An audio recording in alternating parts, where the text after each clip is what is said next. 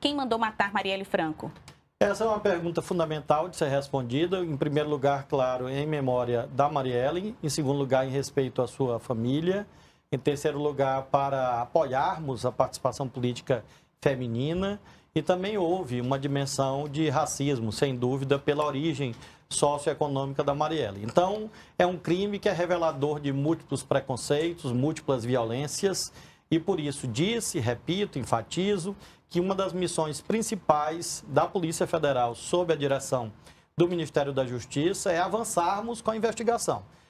A família tem esse compromisso está sendo cumprido com atos concretos. Veja que o superintendente da Polícia Federal que eu indiquei para o Rio de Janeiro é exatamente um delegado que atuou no caso Marielle, ou seja, uma pessoa que é o delegado Almada. Ele atuou nesse caso e uma das razões, claro que não foi apenas esta, para a sua escolha foi esta experiência.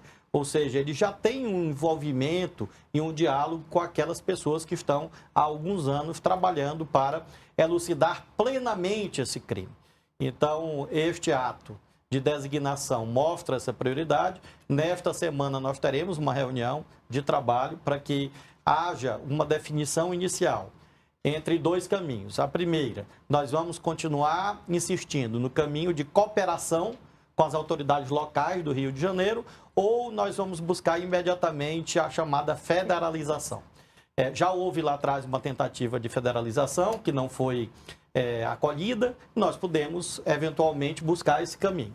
Tenho a impressão que neste momento devemos perseverar ainda no caminho da cooperação federativa com as autoridades locais do Rio de Janeiro. O que eu posso te afirmar é que o caminho possível está sendo trilhado e o compromisso está sendo executado. Nós temos um fio condutor entre o nazifascismo das décadas 20 e 30 do século XX e o nazifascismo de novo tipo, que é este 100 anos depois do século XXI. Esse fio condutor não é exatamente apenas a polarização, porque a polarização de resto talvez faça parte da história humana, mas é a polarização com um qualificativo, com um adendo, eu diria, que é essencial. Qual seja, a polarização em que a solução para ela é vista como o extermínio da posição diferente. Isso que notabiliza, isso que caracteriza, singulariza o ethos nazifascista na estruturação do pensamento político. Então, não é apenas eu divergir de você sobre o papel do Estado na economia. Em razão dessa polarização, eu desejar que a sua posição seja silenciada e você seja fisicamente exterminado por defender a sua posição. Mas nós precisamos encontrar soluções adequadas ao atual patamar civilizacional, em que nós tenhamos um respeito à diferença e encontremos democraticamente qual é o vetor dominante em cada momento. Até aqui, no nosso patamar histórico vivenciado, qual é esse método de aferição de qual vetor? As urnas. Então você vai às urnas periodicamente, voto secreto, direto, universal, periódico, e afere a maioria política e com isso compõe os governos, os parlamentos e assim sucessivamente. Até aqui a melhor forma de você lidar com as contradições, sem negá-las e ao mesmo tempo combater esse extremismo que é deletério, que é nocivo, que acaba conduzindo a um cenário robesiano de guerra de todos contra todos. Antes de eu passar a palavra novamente para meus colegas, eu queria chamar a atenção, até porque esse ponto leva ao crime de ódio. E há intenção de se fazer uma revisão da lei para um aumento de punição, um olhar mais apurado em cima disso? Tem uma proximidade comigo, porque o meu irmão é cineasta e ele fez um documentário sobre o Mestre Moa. Não sei se você conhece a história do Mestre Moa, pois bem, ele fez um belíssimo filme, vale assistir.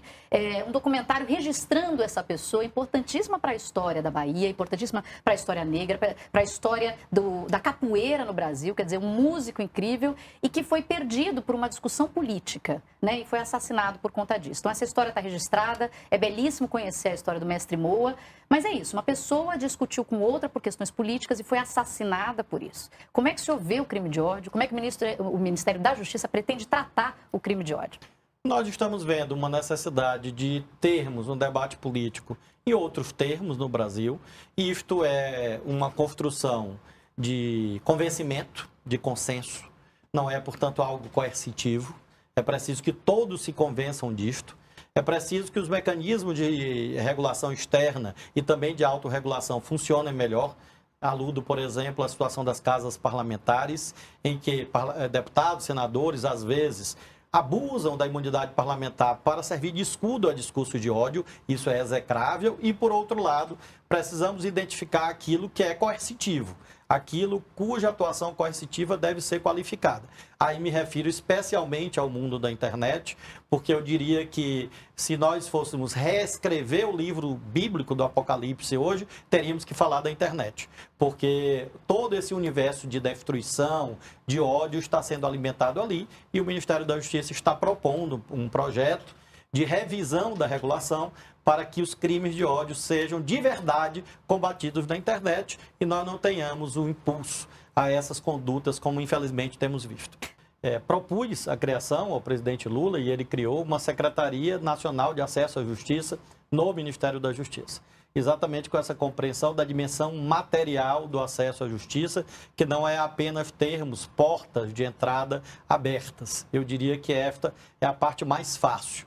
E o Brasil conseguiu, em larga medida, êxito no período posterior à Constituição, quando garantiu a ampliação desse acesso formal ao sistema de justiça no Brasil, por exemplo, com a criação das defensorias públicas ou com as ações coletivas transindividuais propostas pelo Ministério Público. A questão, portanto, passa a ser outra que se acresce a esta. Exatamente a de compreendermos que a democracia não é apenas formal ou procedimental.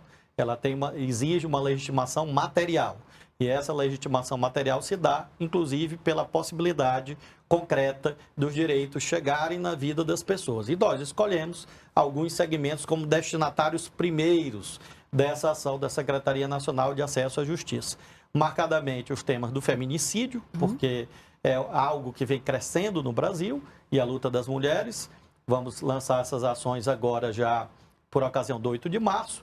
E o combate ao racismo no Brasil. Então, são duas questões centrais da Secretaria Nacional de Acesso à Justiça, para, com isso, nós podermos nos aproximarmos desse ideal utópico, desse ideal generoso de acesso pleno à justiça.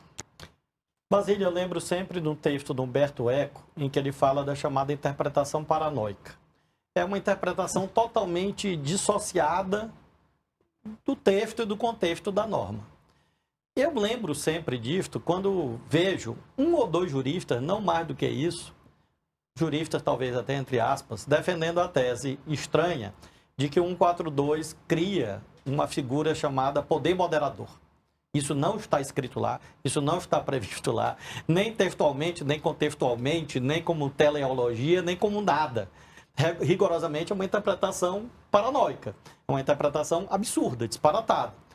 Eu não vejo, portanto, necessidade de mexer no 142. Mas respeito colegas parlamentares de vários partidos que estão com esta ideia. Para talvez prevenir nessa linha de que gato escaldado tem medo de água fria, enfim, eu acho que é mais isto. Mas, sinceramente, o 142 da Constituição, 142 da Constituição, delimita muito claramente que nós temos 3 poderes. Aliás, está desde o artigo 1º, artigo 2º da Constituição, e nós temos uma função militar subconstitucional, e que essa função militar, que não é poder, está submetida aos poderes constitucionais. Então, eu não vejo como, sinceramente, caber ali uma interpretação golpista, a não ser mesmo pelo desejo material de alguém dar um golpe de Estado. Não é, portanto, um tema que nós vamos pautar, mas respeitamos que o debate se dê no Congresso Nacional.